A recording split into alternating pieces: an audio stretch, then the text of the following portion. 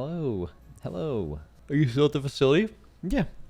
I'll probably go home like tomorrow or something. I think everyone else flew out today though. I'm the last one. Max, are you surprised Method killed Dimensius only a couple hours after Echo?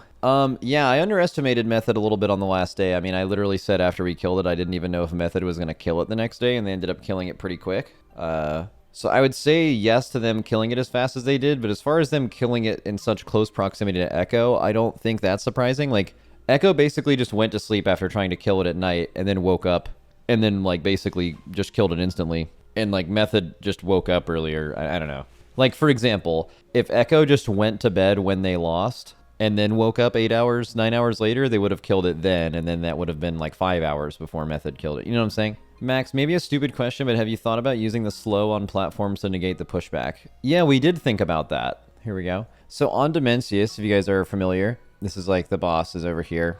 You guys know the big Void Lord guy does like those little shadow frontals. Like they look kind of like this. There's 4 of them, right? Like something like this is what our strat looks like. All right, well, what the chatter asked was like, can't you use these to slow yourself? Because the tooltip of these is when you stand in this pool, you are slowed by 70%. So the idea is like, okay, well, you're using this massive knockback, right? You get flown through this and you're trying to stay on. Why don't you just aim one of these this way and then just get knocked into a slow puddle and then not get worried about getting knocked off? So we actually thought this was their intended way of staying on the platform, potentially. But on the very first pull, we were here. On accident, it was tested, and the tanks were the last 2 people alive, and one of the frontals was baited like this. And we were still playing on this side of the room. Everyone else died to the Void Warden, but the tank got knocked back like this, and they got knocked all the way through it, and it didn't slow the winds. What it does is it slows your ability to fight the winds. So if you're in this, you're basically going to definitely die. And it doesn't, like, slow your character. It's not like a slow for the winds. It's a slow for your running speed. So it's, it doesn't work. Long story short. Max, just a curious question. Sub-Rogue ended up having pretty sick damage profiles for the last couple of fights. Was that a surprise? Or was one rogue pretty much always the plan because of their lack of other utilities? So going into the tier, we were going to play 0 rogues. They were just, like, on all of our testing, they were just really, really low. And then they changed Assassination. They fixed a Kingsbane bug right going into the tier, which actually made Assassination, like, really, really good. And so we were like, okay, well, at least we're going to play 1 rogue now. Because Atrophic Poison is good. And then we just started playing sub on some fights. We're like, oh, wait, sub is insane. Like, we did a bunch of, like, damage amp testing and stuff like that. I think the thing, if we underrated anything, it was the ability for Spy Masters to just be so stacked for these damage amps, honestly. But yeah, I would actually say I think that's seems relatively true amongst all of the World First guilds, actually. Like, I personally don't know if any of the guilds, like, knew sub was going to be this good. I think it's something that basically all of us missed, which is kind of crazy because I don't know why that we missed it, but yeah. Spy Masters still? Yeah, there's a new Spy Masters this patch. Method said they knew. All right, well, if anyone knew, why weren't people running? Like, if you knew, it would have been objectively better to run, like, 3 of them. So, I don't know if I buy that. Matt's thoughts on Echo using Feral from the first boss till Dimensius, while you guys only put in Feral starting Fractalus. So, our comp from the beginning of the raid is... Did you notice we put in Blood Decay on the first 3 bosses the first week, even though we didn't play Blood Decay until Dimensius? That was all intended. We did not think we were playing Blood Decay for, like, the middle of the raid. But we are... The only thing that matters is having as much gear as you can possibly have for Dimensius. So they were... Other guilds were playing Feral, and we thought Feral was going to be really bad for Dimensius. I think we ended up being right. Every guild, as far as I know, sat their Feral to play a Resto Druid, which is what we were playing the whole time for that exact reason. So that benefited us on guessing right, and I believe all of them starting with Feral and swapping off of it, meaning that they guessed wrong for that encounter. Feral was really good for Nexus King, was really good for Fractalus, but I just think it was not the best Druid on the boss that matters. Why bench Hopeful midway? So I've explained this before, but so when we first got to Dimensius, we played 4 mages, and then we swapped to 1 mage because mages are horrible in phase 1, and then we eventually swapped from 1 mage to 2, and that's probably where chat is like, why didn't you bring Hopeful in? And it's pretty simple. that we were making a Warlock to a mage swap. And our Warlock Dranaco has a really, really geared mage. And he has 150 more pulls on the boss than Hopeful does. So if you're bringing in a mage, do you bring in Hopeful? Or do you bring in the mage that is just as good as Hopeful, right? And also has 150 pulls and is just playing a new class. I mean, it's just obviously that. I mean, it would be... There's no argument that the other player would be a better choice there. So, also, ID had a mage unable to play for a few days, so we were lending him to them. Andy played super well. Who, Dranaco? Dude, Dranaco's a fucking beast. Dranaco is, like, as good as anybody at this game. What happened to Trill? Nothing. Trill's here. It just wasn't, like, a good enough Windwalker tier to play 2 of them. Will you do a post-race talk with Echo about this raid? As always, if they want to. It's really easy for me, being the team that won, to be like, hey guys, let's talk about the raid. Like, cause it's like way easier to agree to that when you've won versus when you had a, like, objectively devastating loss, right? So, usually Roger's down for stuff like that. If he wants to do that, I'm certainly down. I'm sure that will happen in time. I don't think that's something they're going to want to do right away, if anything. So I think Echo is obviously sad they lost, but they are also very happy with how they played. Dude, that's so interesting. That's like the opposite of us. Like, we're happy that we won, but like, keeping it a buck, I don't think we played really well this year. Like, there was preparation issues, there was play issues, there was locking in issues. Like, I think we were playing. This was not our best raid for sure. And it's very, very nice to still win when that's the case, because I think you probably deserve to lose when you don't play well. But yeah, you say that every tier though. I don't think I've ever said that before. I'm pretty sure every time we've won, I was like, we're fucking insane. We're the best guild ever. We've played so good. I don't think that was the case this year. There's like a lot of like tangible things to point to as well. Just something was off. We just need to figure out how to get better at doing like the earlier bosses again. I don't know why. We used to be like so good at those, but we've been, we're like hard boss merchants now. Like, I feel like it took us fighting an actual hard boss to like lock in this tier, which happened to be like week 2. Max, sorry if you answered, but what do you think of the difficulty curve? It's kind of weird, right? Like, it was the first 3 bosses were one shot easy. The 4th boss was like 100 pulls again. and then the 5th boss was super easy. The 6th boss with the right strat is pretty easy.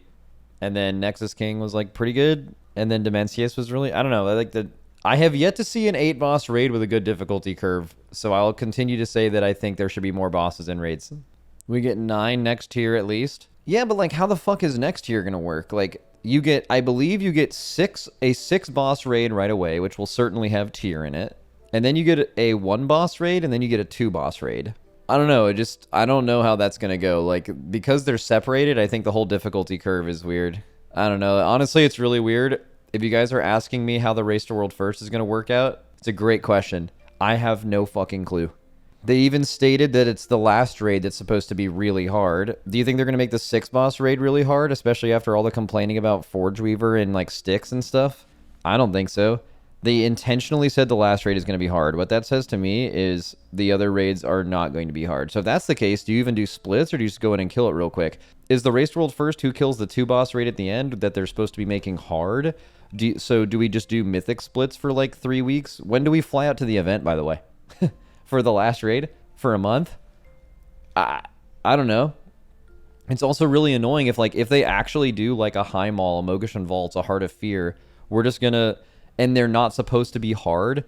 Are we just like, does NA just fucking auto win and they're not, it's mythic but not real mythic, and then it just dies super fast because it's not made for the race, only the last raid is? I don't know. There are a lot of decent questions in which I have absolutely 0 answers to. So, who knows? Max, you talked about how you took PTR more seriously before this race compared to Undermine. Would you do things differently on PTR in hindsight? No, our PTR was great. Raceful First is only about retail. Wow, mentioned it, and that's unfortunate. Yay. Max, does your statement immediately after the kill still stand that Dimmy is harder than Ansurek? I don't know. It's all recency bias, so they're both like super hard bosses that took roughly around the same amount of time to kill. So, I don't know, they're probably similar. There are certain parts of Dimensius that I think are harder than any part of Ansurek. Like, so Dimensius did not have a phase that was like kind of easy. P2 Ansurek was like not as hard, but literally every phase of Ansurek was like impossibly hard.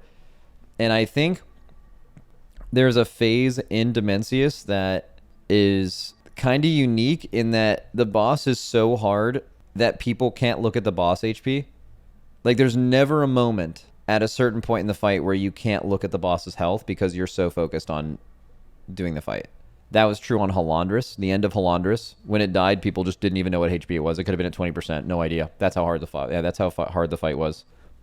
From 20% to 0 on Dimensius, literally no one can look at the boss HP because it's so hard to play. There was no part of Ansurek specifically that was that hard. That's very unique hard. Max, how hard was it for Evokers to live on Dimensius? It seemed like every Evoker in both guilds was running out of defensives and blowing up a lot. No, Evokers are like unkillable tanky. Anytime Evokers are dying, it's because of a mistake. They have, like, Evokers are legit so fucking tanky in the race. It's such an interesting class because they usually are pretty high on death statistics using public logs. But when you look at, like, who's actually in danger in a raid fight, like, bro, Exile is scared for his life the entire pull, and our Evokers are actually listening to payphone. They can never be killed by raid damage. They pretty much only die to mistakes. Evoker's, like, top 2 tankiest raid DPS specs. The issue with why that is not reflected in, like, public logs is because it is all proactive. But obviously the better player you get, the more proactive you can be with personals, where something like Cheat Death is, like, not as proactive, but, like, when you can't rely on that, Rogue is, like, actually so squishy. Max, did you talk about your rookies this tier? Yeah, they were good. Warlocks actually looked insanely squishy on Dimensius. Yeah, Warlocks are, like, low-key squishy. They're not squishy. They're not like Hunters. They're not like Moonkins.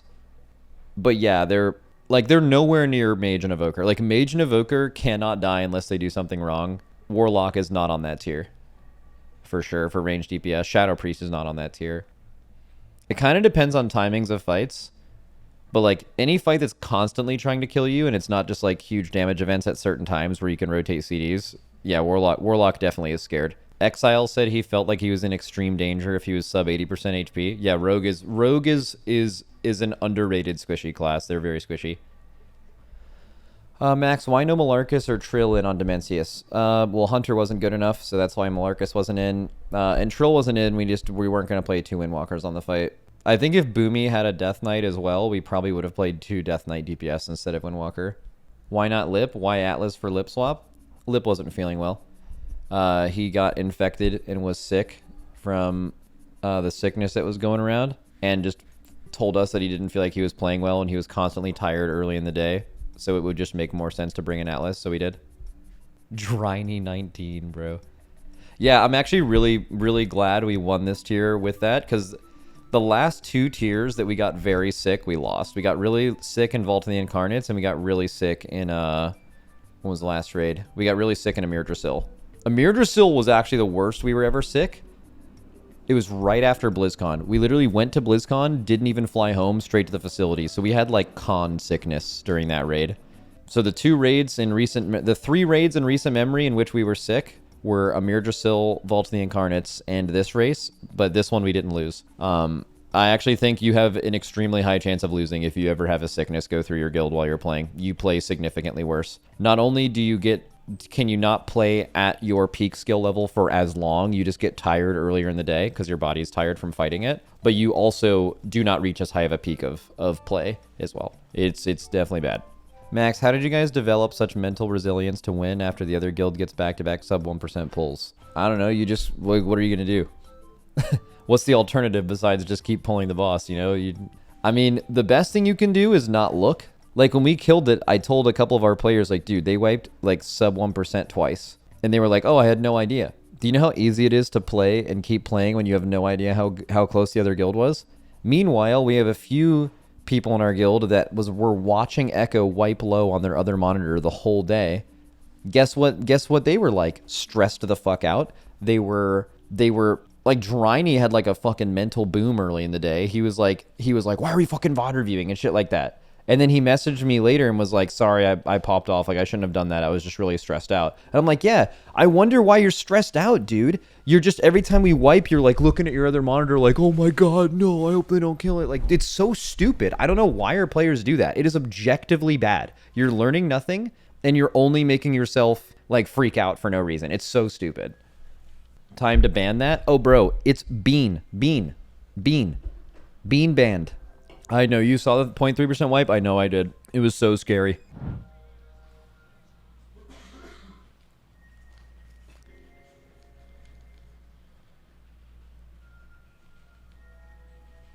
Okay, knockback yellow here.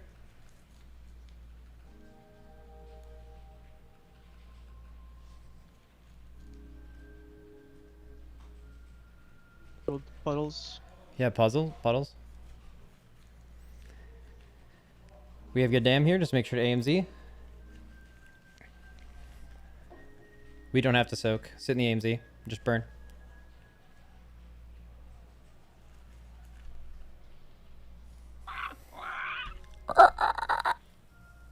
Let's go lock in, boys. Killer right here.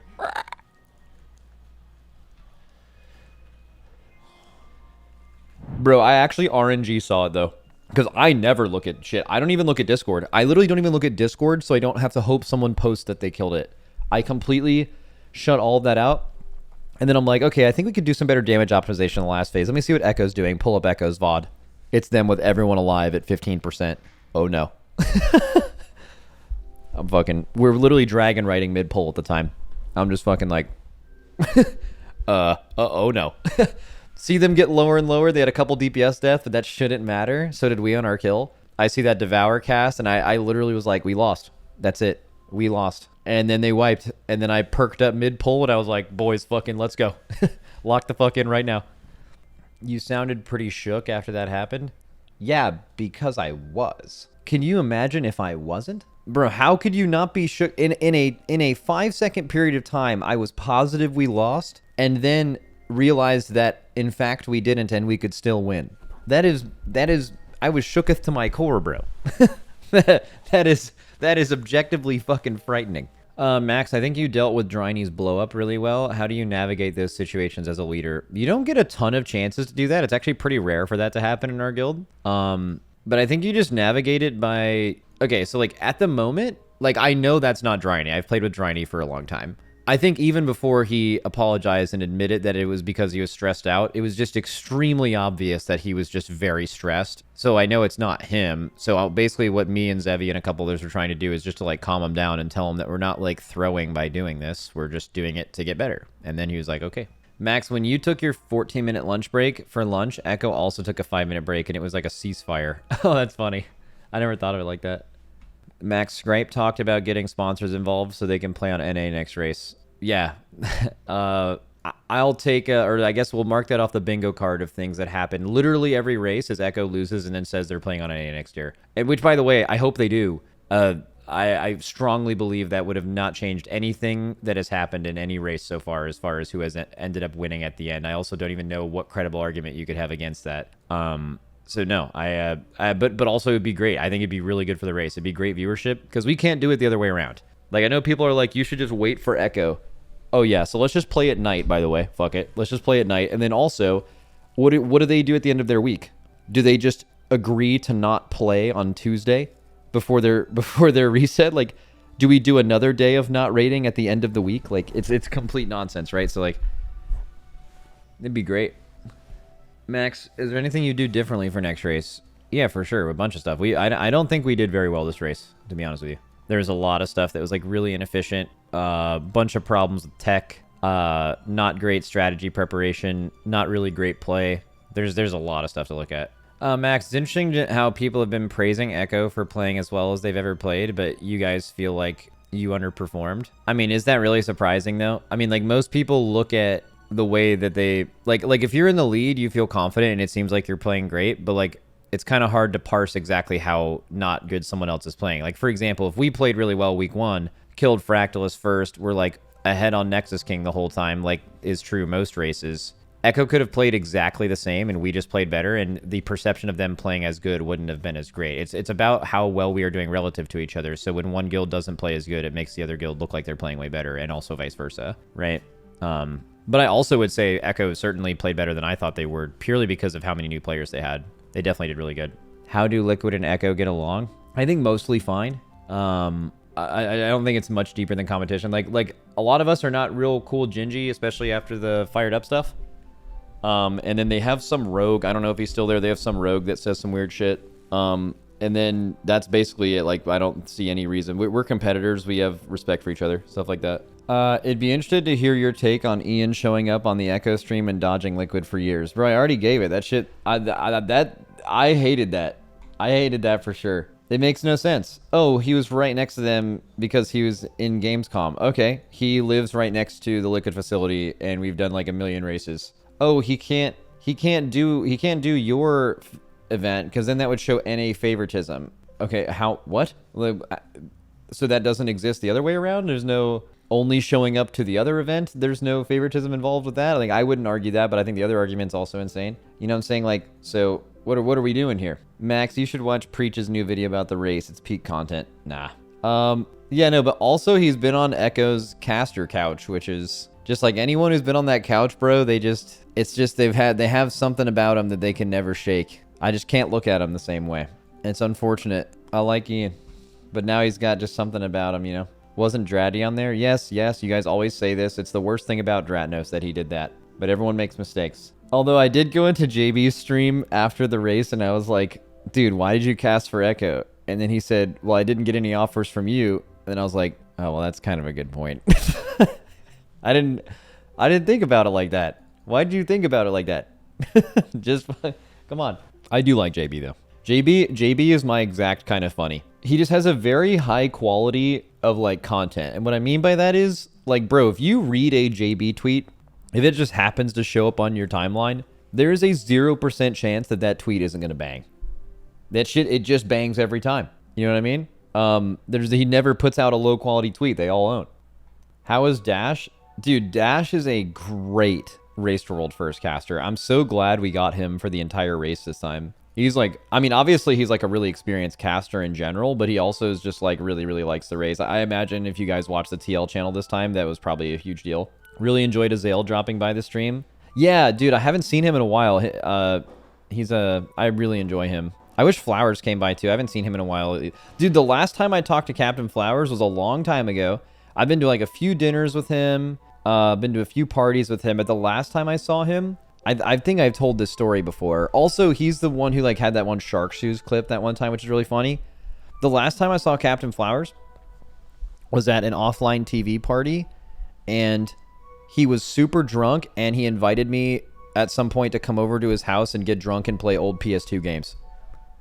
And I was like, I didn't end up doing it, but I thought that would have been the best vibe of all time. That would just be the fucking coolest thing ever.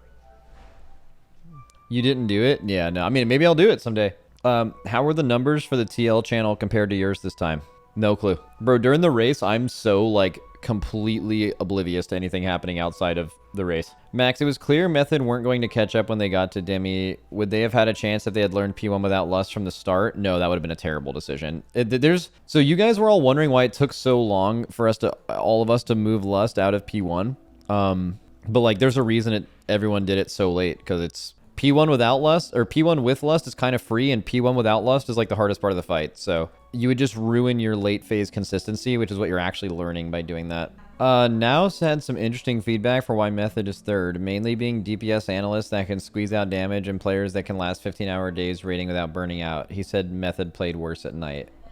Interesting. I mean, that's kind of true of every guild, honestly. Like, your last couple hours late into the race are just going to be a little bit less efficient. You really need to, like, lock in to make those work. But also, I think that can be break schedule. Like, for example, what I've found in the past, I don't know what their breaks were like, but when we, like, spam pulled and when we took way less breaks in the past, our nighttime game was terrible because you were just fucking tired. You had played enough. But like, if you take more breaks, you talk about things more rather than just being in combat for 15 hours, you end up extending the amount of time you can play at the highest level.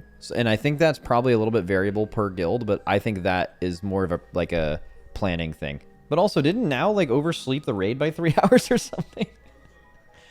But yeah, I don't know. I feel like it's happening again where the race ends and then people are like trying to convince themselves, well, next race it'll be a 3-horse race, or they killed it just a few hours behind Echo. But like, bro, I feel like if you actually watch the race, like, okay, like maybe they were a little bit closer to getting world second, but like, I feel like until Method gets in the lead in the race and then keeps it, I don't even know how you can win unless you can do that. And they've never done it. It's never happened, right? It seemed like going into the end of that boss, they were pretty far behind. Regardless of how fast they killed it on the last day when all the pressure was off because they already lost, you know? Like, that matters. It's just triggering to Echo fans to say that Method was closer to them than they were to Liquid. Yeah, but, like, you know that isn't true. You know what I'm saying? It's just not true. It's just not. Like Echo is closer to us than they are to Method, and it's so unbelievably not true to say the opposite of that. It's just fake news. Also, I'm going to say this as well. I think World Second matters to Method. And as much as Echo would want to get World Second in this scenario, I cannot emphasize enough how much their motivation goes down when they don't get first. Like Method, look at it like this. Method would be happy getting second. That would be a success. That would be a rousing success. For Echo to get second, it is a monumental failure. You feel like a failure for 8 months. If they would have killed it on that 0.3% wipe, we would have felt like a failure for 8 months. That difference matters. Especially in how you clean up after you lose, for sure. Yeah, but third place would be embarrassing. Echo cares. Yeah, I guess. Like, I mean, I can kind of relate to that. When we lost in Sepulcher, I think we got like world 5th or something. Were we the 5th best guild? No. But like, as soon as you lose, you know you're going to lose. Especially in a race like that, you go home, right? Was it kind of embarrassing to not get second and get 5th? Yeah, people fucking made fun of us for like 8 months. But that didn't change anything. We just came right back after it. So it doesn't, I don't know, it doesn't matter. Max, why did Echo do so much overtime after you guys killed it? Isn't it such a weird reason so that there isn't such a huge time gap? Kind of about how people talk about the head start. I don't know. Like, I don't know what I would do in that situation, but I can kind of understand it. Like, if you feel like you can kill at any pull and then you lose, going to bed immediately kind of feels weird, but also it's like already really late.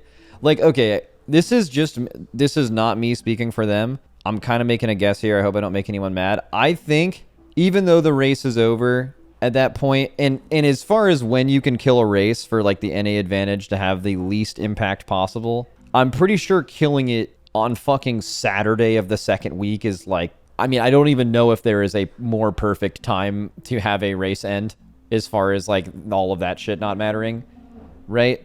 Preach said it was pretty simple. They didn't want to have to raid the next day. Okay, I believe that. But you know what I also believe? I don't know who, but someone there or some of them would have felt a little bit better if they could say like, yeah, we lost, but we lost by 2 hours. And then their fans can like get all up in arms about the advantage stuff. At least in previous tiers, it seemed like that was kind of a motivation. I'm not going to say that's true of all of them. And I also could be wrong. But I think there's a little bit of that for sure. And I'm not even saying that's bad. Like, maybe if I was in their situation, I would feel the same way. I'm not in their situation, so I don't know. But that being said, though, guys, when we lost, like, we could have, on Fyrak, right? We had, like, a really low wipe, and then they killed it. And then it took us, like, 6 hours to kill it that day. Do you know how hard it is to kill a boss that's that difficult after you've kind of lost all of the motivation of winning? It's almost impossible.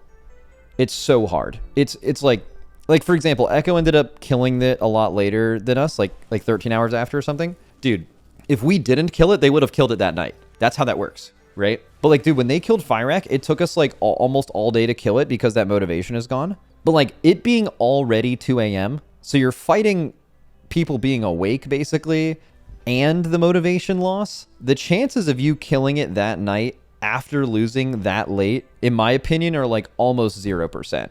Like, I just can't even imagine pulling the boss at 4 a.m. after you've already lost, and then like, there's just no fucking way you're gonna kill it. At least in my opinion. Like, I just feel like we wouldn't have been able to kill it, at least. Max, Echo had like 80k views across all their channels at that point. Don't you think they kept going because of the revenue? Oh, actually, that's a really fucking good point. I have not thought about that, but that makes a lot of sense. That actually might just be kind of based and make a lot of sense. That is a very good point. Max, how much breathing room before the enrage did you guys have on the kill? We had like another 5 or 6 seconds before we would have wiped. So we did a lot of damage on that pull. We were pretty ahead. Max, thoughts on new players like Anarchy, Ashine, and Timber? They're good.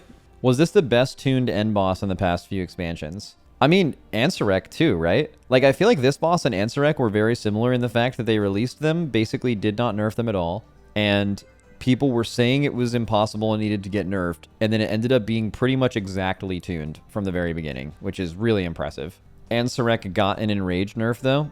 Technically true, but also it didn't matter because we would have killed it before that anyway. Like, for example, if that enrage, in quotes, enrage nerf never got put in, it would have not mattered because we would have not hit it on our poll. And that was the first time that that was relevant. Max, you and Team Liquid had a 6K peak viewer difference. Oh, that's pretty cool. Max, would you rather have like 5 guilds going head to head at the end instead of 2? Nah, I would rather have just one, just us. I want to win by like 5 days. I don't give a fuck about anybody else. Sounds terrible.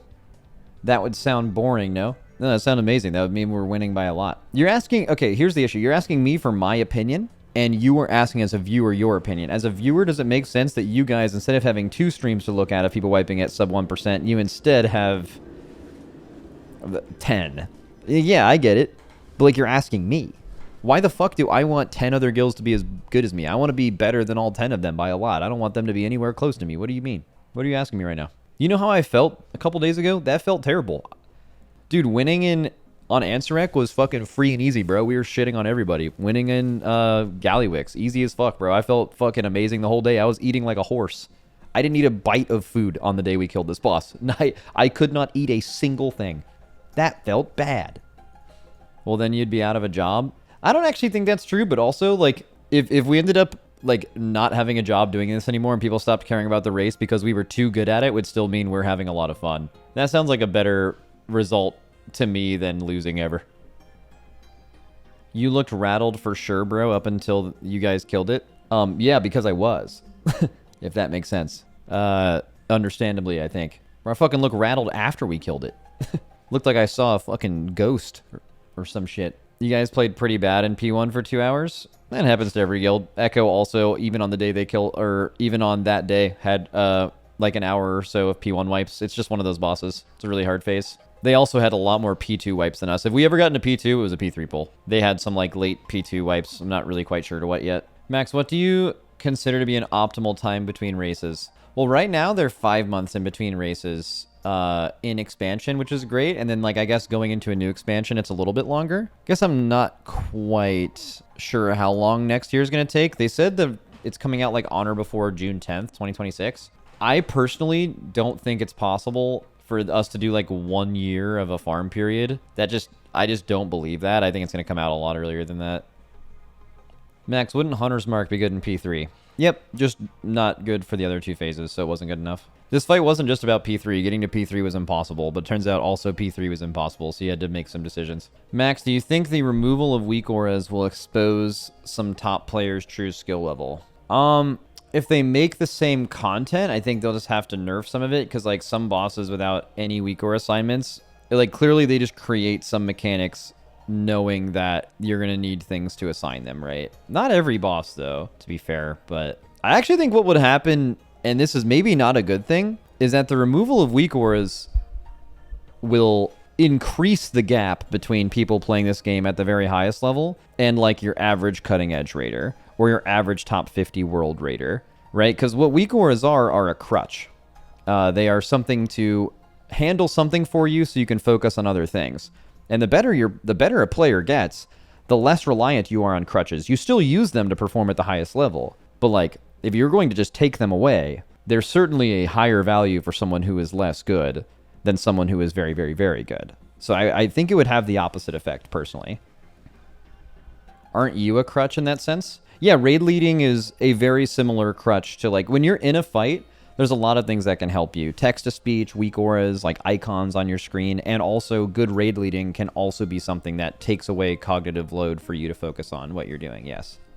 Raid leaders are the OG weak auras, in a way. Why is that bad? I'm not saying anything's bad. I was answering his question about what would happen. What's your opinion on the way they are releasing the first tier of raid at midnight? Dude, I don't even honestly know everything about it. I haven't been able to look at any of the Gamescom stuff. But as far as I know, it sounds like they're releasing them staggered 1 week apart. 6 boss raid first, then 1, then 2. I haven't even begun to even think about how that would be done for the Race World first, and it's very confusing. So I don't really know if I have much of an opinion on it other than pure confusing. I'm just confused. The 2 boss raid is delayed by 2 to 3 weeks, and the 6 and the 1 come out at the same time. Interesting. So maybe Blizzard's idea is like a way for them to make the raid for the Race to World first and the actual community is they release the 6 and 1 boss raid, which are not going to be tuned for the Race to World first. You get 2 weeks to gear up, kind of as like a modified heroic week, but they're just mythic splits. And then 2 weeks later, you get the like 2 boss raid, which shouldn't need any splits because you've already had splits for 2 weeks before it. And then that's the actual Race to World first bosses. While other people are still progressing the previous raid, they can tune them for the race specifically, and they'll be like impossibly hard. I could kind of see that. That part sounds cool, but it's kind of going to make the first 7 bosses not matter. Like if they're not tuned for the race, we'll probably kill them all really fast, but maybe that doesn't matter. We already kill the first like bunch of bosses in the raid first usually. So like if you look at the race in every tier as like the second to last boss and the last boss are the entire raid, which is historically pretty true. There's usually like another boss in there that's like usually something. But like if they're just going to be like, okay, we can make these 2 bosses for the race, we don't have to fuck around with anything else. I could see this being like kind of cool, but I don't know, man. It's too confusing to me. Max, it had to be super draining to play the race being so close, but also rewarding to dominate. Echo on their lowest wipe had nice memes dead for a huge part of third phase and then got res to die immediately. All right, this is something that I think a lot of people get wrong. Like, they look at one pull and they look at, like, a couple mistakes and they're, like, blaming it all on one person. Not saying you're doing that, but a lot of people were doing that. Like, dude, you can play amazing all day and then make a bad mistake on one pull and then it's the one that people remember. I even asked Hopeful, because Hopeful rated there last year. I was like, is that nice memes guy bad? And he said, no, he's pretty good. So, like, he's actually a good player. He just made a mistake on that one. You know what I'm saying? Like, I don't think it's really healthy to look at it that way. So I don't know. Max, heard you were gearing up to do the MDI. Who are you playing with? No, I'm not. Dude, low key though, I fucking loved doing the MDI. I would do that if I had a team of people I liked playing. That's not hard to find. And then here's the main kicker. You don't have to practice for 16 hours a day for 3 to 4 weeks leading up to it. Off stream, by the way. It's just cooked, bro. Like, it's just, there's no fucking way that makes sense. And here's the thing about the MDI, dude. Like, MDI practice is, like, kind of fun, but not really, and it's really long. But, dude, the actual cups, boys, fun playing the game, like, mid-optimization, like, dude, BFA Global Finals MDI, the amount of optimizations we were making after our games for the day, and then, like, prepping new stuff that oh my god, it's so fun. It's actually so fun. I would actually do that if you could just play the cups and no practice before the cups mattered at all, which is not realistic and never going to happen, but I would do that. Which MDI did you play in? Only in a few. I played like 2 in Legion. I played 2 in BFA and then the Global Finals at the end of the expansion. Those are the last ones I've done. Max, do you like Castle Nathria or Manaforge more? Man, this raid was really good, by the way. I haven't really thought about it much yet, but like I feel like since Castle Nathria, there's been no raids in my mind that would be like considered top 5 all-time raids, where Castle Nathria is definitely one of those. Dude, Manaforge honestly might be like aesthetically it hits. It has great bosses. Like here's something I would say. I don't know about all time, but in my opinion, I think this is the best raid since Castle Nathria. I feel like pretty confident in saying that. Max, how does it feel to be on the winning side of a fire axe situation? Dude, I was actually thinking about that during the day. Like, definitely on some cope shit. But I'm like, bro, if there's anything out there, I'm not religious or even spiritual at all, but if there's any, like, cosmic force in the universe, there's no fucking way, even on some, like, completely basic shit, with us having the fire axe race and basically being in Echo's position this race and then losing, like, we gotta get this one, you know? Because, like, that's just how that should work. And then on top of that, they fucking cheated in that raid. So, like, if there's any retribution for, like, any justice for that, because Blizzard didn't do anything about it. Like, if there's any justice in this, we have to... Bro, we can't lose this raid. Like, it just can't happen. Dude, maybe that's it. Maybe the 0.3% wipes, just something made them wipe, bro. I don't know. It's just like they could not have won. It's not fair. It would not have been fair for them to win this. Some God's plan shit. You swept a whole expansion? Yeah. How close were you to 3 healing Dimensius? Was that ever considered? We were not close to 3 healing Dimensius. Was that ever considered? Was it spoken about? Like, hey, can we possibly do this? Yes. Is it possible to 3-heal that boss? I believe, like, basically anything's possible. Would it have made P1 just unbelievably harder? Yeah. So here's the deal. So P1 without 4 healers is psychotic. P2 with 3 healers, perfectly fine. You do not need 4 healers in P2. And then P3, you don't need 3 healers for the first, like, 80%, or you don't need 4 healers for the, honestly, you could 2 heal the first, like, 60%, 70% of that phase. And then you only need the third healer for, like, the bottom 10%, and then you need the 4th healer at, like, the very end of the fight. Like, those last rings, that's where you need the 4th healer. But the thing is with 3 healing, you could beat the part that you need the 4th healer. Does that make sense? So, like, 3 healing on Dimensius would have been totally viable and potentially very good if you could ever get out of P1 with it, and I don't know if you could have done that. Like, it's also, like, super RNG, but, like, you would wipe in P1 an insane amount. Are you going to go over the Gamescom stuff? Maybe. The issue with it is, isn't it, like, really hard to follow? Like, I haven't even tried looking into it yet, but I heard some people say that, like, the information is all very spread out and hard to react to or consume. And if you guys know anything about me, I'm not good at that at all. I am, in fact, quite bad at, like, having to try to find information. Like, I kind of need that shit just nice and compiled for me, because I'm way too stupid otherwise, so... Mac, can we see how badly chat predicted raid comp? Oh boy. Guys, is it time to look at something like this? Oh god. Chat, it's not going to be pretty. I'm pretty sure you guys are going to have like a generationally bad prediction here, but let's look. Now keep in mind this is for the end boss. Let's see here. Sorry for the flashbang. So this is like how raid buffs have progressed throughout the expansion, which we can actually look at that here. We haven't looked at this in a while. We have the Nerebar Palace race, where this was your all's guess. You got 16 slots right from what it actually ended up being. Casino raid, you guys got 12 spots right. Although, I mean, you all guessed 1 Mistweaver and there was 5 monks in the raid. Slightly unfortunate chat miss there. But that wasn't RNG. These classes were this good in testing, and we were planning on running these from the jump. So that is just a miss. Manaforge comp predictions. I gave you guys like 2 extra weeks of guesses here. And now we're going to look at the actual world first comp. Got Blood DK. We got Prot Warrior. We have...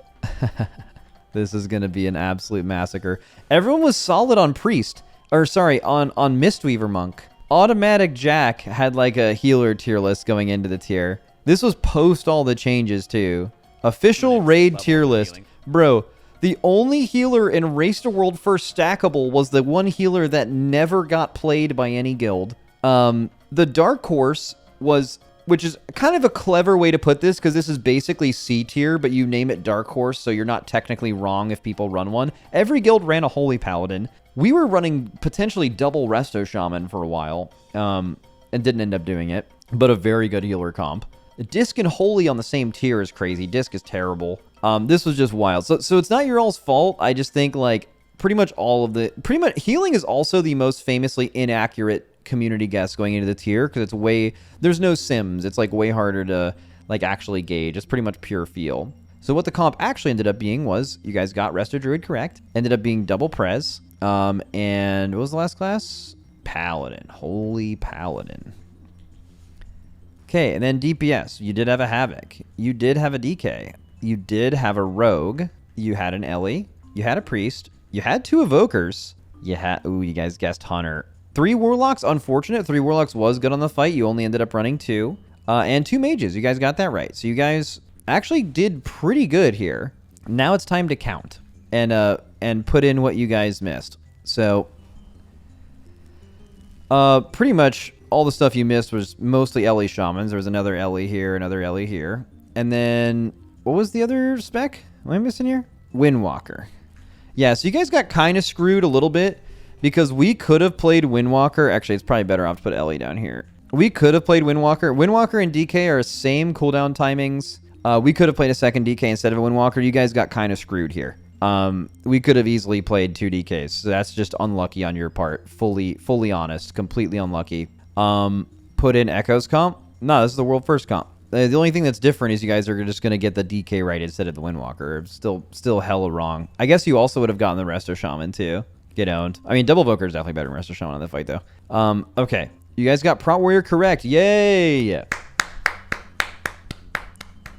Good job, everybody. And then the other one could have been Blood or Brewmaster. Certainly, every tank was good here, but this is the list. Wrong. All right, none of you guessed Holy Paladin. On the day before the raid, you guys removed the only Pres Evoker you had. So you got Holy Paladin wrong, Preservation wrong, and then Resto Druid right. That's tough, chat. That is tough for sure. Healer comp things that are interesting. Resto Druid was going to be a 2 of from our guild before they did the last change to them going into the tier. That like changed that nerfed them a lot, specifically in Mythic Plus, but that was huge. We were also playing 2 Resto Shaman at one point, potentially, and then Holy Paladin had like some late resurgence going into the tier. Okay, Havoc, you guys got it right. Good job. Hard one to guess there. You guys got Havoc right. You guys got Singular DK right. Let's go. Windwalker wrong, Rogue right. Ellie right. Priest right. Evoker, 2 Evoker DPS right. Ellie wrong, 2 Warlock right, and then 2 Mage right. So you got 14 of the 20. Dude, honestly, you got DPS mostly good, but healers just absolutely smoked. Math, wait, I missed something? Where? 13 skipped 4? Oh, I skipped 5. W. That's good. Oh, that's good. You guys get, okay. I tried to give you some help. Yeah, hard through healers for sure. You said we were generationally wrong, though. I mean, if I can keep it a buck, you guys got 13 right, but there's like almost exactly 13 raid spots that are that you need for raid buffs. Now, some of those you have to pick between the specs, but some of those were kind of easy. Yeah, 13 correct in a world with most of the raid being raid buffs is not awesome. Unfortunately, you guys picked a raid buff in Hunter, and that ended up not being a real raid buff. Oh, man. You know what else was a raid buff? Fucking Time Spiral. I don't know how many Time Spirals you need to do this fight, and I literally mean need. But it's I don't know if it's 4, but it's more than 2. You need more than 2 Time Spirals to do this fight. So, hard locked more than 1 Evoker, hard locked more than 1 Warlock, hard locked more than 1 DK, and then Hunters don't have a raid buff. W. Can we talk about the 2x DK and 2x Warlock requirement? What do you want to talk about? Like the fact that it's stupid? I mean, I could see them doing it with, like, okay, you technically don't need 2 DKs. You also technically don't even need 1 DK, but you kind of just do, you know? Like, why make a super precise part of the fight harder? Like, do you really want to... First of all, you don't have a Hunter in for Explosive Trap, but even then, do you want to have that angle be off? Do you want to have the mage's angle of their knockback be off? Honestly, I wish Shining Force was still in the game. That would have fixed everything. Can you explain why you needed those things for the dummies who are definitely not me? Yeah, sure. In P1, there's this timing here where you have to soak these gravities down. Okay, so these get soaked, and then there's a Devour casting on the boss. So if everyone doesn't stack in the direct middle of the room for this Devour, you die, basically. That's the easy way to put it. And you can't be in the middle of the room because you need to soak this antimatter on 2 completely opposite sides of the platform. So the only feasible way to do the phase is to do this, and then as soon as you get pulled out of the air, is it possible in 4 seconds for every single class to get from here to here? Yes, but I don't know. You're going to wipe like 50% of the time trying to do that, especially early, and the gateway just makes it free. So I would say this is a hard Warlock requirement. Could you stack one side of the room with more speedy classes and not have the Warlock? Maybe. But like, you just definitely need 2 gateways here. And then why do you need make all 6 of them go to the middle so the soak is in the middle? That was our initial strat. Turns out it's terrible. It's way harder, so it's not really feasible. And then why you need DKs is when this guy spawns. Okay, let's see if we can get a good perspective here. Fired Up's just going to look off the edge for no reason. Here it comes, Conqueror's Cross. So there's an ad spawning right here, right here, right here, and right here. And they have a 1.5 second cast that kills everyone. And you need to get them all under this guy to get cleaved down. So you'll even notice, do you need Death Grips to stack them up? You'll see no. We have a Resto Druid Typhoon this one in, simply to make it easier for the Death Grippers, because it was really hard to position for that. So couldn't you also...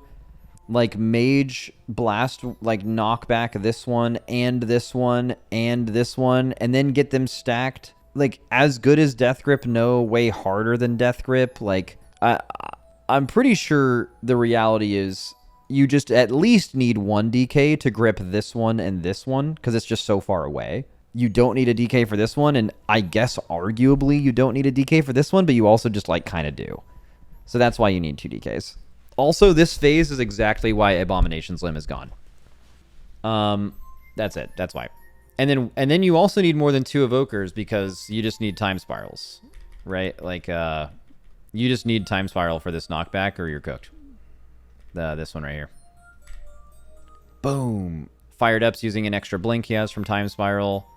Warlocks are double porting. Everyone else has their movement skills. That's advanced. Yeah, you get it. Why did you guys start the fight with Lip DK and then swap to Atlas? Lip had more gear, and then Lip wasn't feeling well, so we swapped in Atlas. Hey man, was sick seeing you guys at Disney yesterday. My wife wanted to get a picture, but I didn't want to be weird, so naturally I went with the totally not weird drive-by handshake. Oh, that was you. What's up, dude? Yeah, we got recognized twice yesterday at Disney by that chatter right there, who basically hit us with a drive-by handshake, fuck yeah, which went crazy. And then we had one lady that I believe was a cast member at Disney, and she was like off her shift. She raids in the guild Undaunted, which I believe is like mainly for deaf people hard of hearing. I've met them at DreamHack before as well. They're really cool, and she made pins for all of our players. And they were extremely relevant and made all of us laugh. They were like all the inside jokes basically, and she knew who everyone was, and it was really, really fucking cool.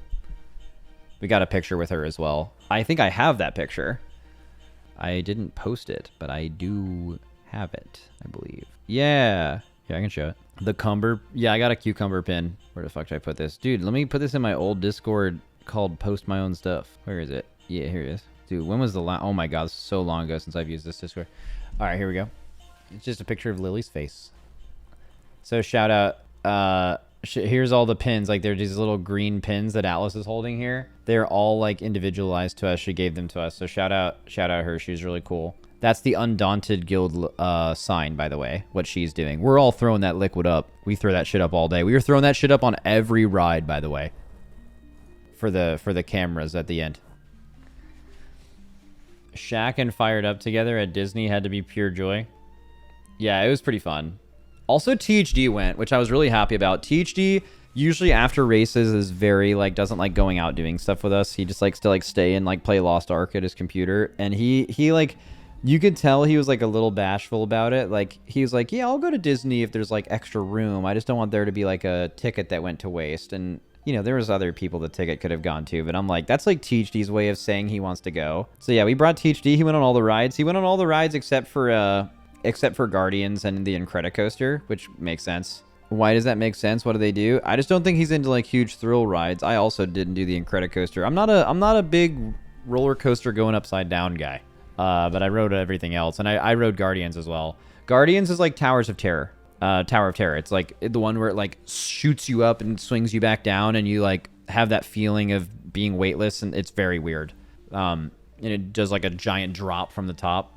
Never met a roller coaster that didn't like fling me to the skies. Yeah, there's definitely, I mean, Disney does not have, like, the Incredicoaster is the most intense thing at Disney. I mean, like, if you go to any Six Flags or any roller coaster park, you're gonna find like 3 or 4 roller coasters that just absolutely dunk on anything that Disney has as far as it being crazy. But that's kind of the point. I think that's kind of the point. Who did the best on the Toy Story ride? Malia? No, Shaq, I think. Shaq got 260K, I think. Max, you ever been to Cedar Point? Yeah, I grew up near Cedar Point. I don't say hi, but like, congrats. You don't say hi? What the fuck? On another race? Yeah, I'll call you guys later. I got a drive to do. Max, do you think watching a blinking mage made P3 harder to raid lead? Yes. I said this multiple times, but I should not have been watching him. Like later in the phase, like I'm trying to call things for everyone, and I'm like, go do the rings or whatever, and I'm just seeing him just like fucking... Do you know how precise this blink needs to be? If he's angled 1 fucking pixel to the right, he blinks into a black hole and dies. And I watched him, to learn how to do this, he had pulls where he did do that, right? And like watching the blinks was so sketchy. Do you see this? Do you know how literally 1 pixel from dying? One pixel to the 1 pixel to the left and he's dead. And it's just, it's fucking chill. It's whatever. Like that. So yes. So calling things and watching someone do something that stressful is yes, it is very distracting. And it did make me mess up calls, like for sure. In fact, what I was doing early in pulls in P2 was, here, let me find it. Whenever we were doing these knockbacks, I literally closed my eyes right here. I would say knockback in 3, 2, 1, close, and I close my eyes, and then I'll remember timing wise. I'm saying, okay, guys, we're baiting soon, and then I open my eyes right now, because what he was doing was he was like fucking Tokyo drifting around these fucking things. Like he would get knocked over here, swerve over, blink, blink. He's in his cooldowns right now, by the way. He chose right now to be in his cooldowns, so he's just like. It was just so stressful. I was literally missing calls because he was just doing crazy shit. Was split lust a yoink? I believe so. Bubba said, why don't we do this? And I said, oh, that sounds smart. But then I found out after the tier that Echo did it like 30 minutes before we did, and he almost certainly got it from that. We did discuss that on the previous day, though. We discussed lusting, actually just like doing a split lust to make P1 more consistent. Like basically, what is worth it? Lusting like the mages and the warlocks in P1 to just easily make, like, to make P1 way easier, basically, and then have everyone else have lust at the end. That would have been, like, if you could do that and pull instantly, that would have been the best thing in my opinion, because P1 consistency would go up a lot. But unfortunately, to do that, you would have to wait 4 minutes in between pulls. Did you ever regret the decision to extend? Okay, I thought that title was funny and a nice little debate, but I didn't realize how many people would get baited by that. Like, it was insane. It was insane how many people that thought we extended the entire race just by typing one word in my chat. Like, psychotic damage to people. So I'm not going to do it next raid, but I'll wait like a couple races and then do it again so they don't catch on. How fucking good is Timber, by the way? Dude, he was making me want to blow the fuck up in P1. He was put in a really hard position this race. He was having to heal probably the hardest boss ever in your first tier as a Race World First Healer, which is a tier that requires multiple years of experience. I think given the circumstances, he definitely did well, but it was also like we definitely felt the fact that he was inexperienced for sure, just on that fight in general. And that's not like a real negative thing. Like that would happen to like basically everyone that's ever healed in the Race World First. There's no one who would, like, I don't know anyone that would have been able to deal with that. But yeah, we killed one of the hardest bosses ever with him healing. So yeah, I would say in general did well. Yeah. Leave Timber dead was a generational call. Okay, you guys know why I did that, right? Like, we only had a certain amount of battle reses. 4 people died. We used 3 of them on the people that needed to get rezzed. And the healing was over, and all we had was a DPS check at that point. So I didn't want anyone to res Timber in case like another DPS died or something. That's all. But it is a crazy call. Like, someone told me that his friends made that on a soundboard. It just says leave Timber dead. That's terrible. Xesevi seems like such a valuable player, so flexible. Yeah, he's great. Max, did you see Ian said Heroic Week will be back at midnight? I heard someone say that he said that, but that's also not news. They've said at the beginning of this expansion that they want to do Heroic Weeks at the beginning of expansions, which is all that they've announced that they're going to do, which is not, it's just not new information. They've already said that. Do you care about the stat squish coming? Personally, big numbers go burr.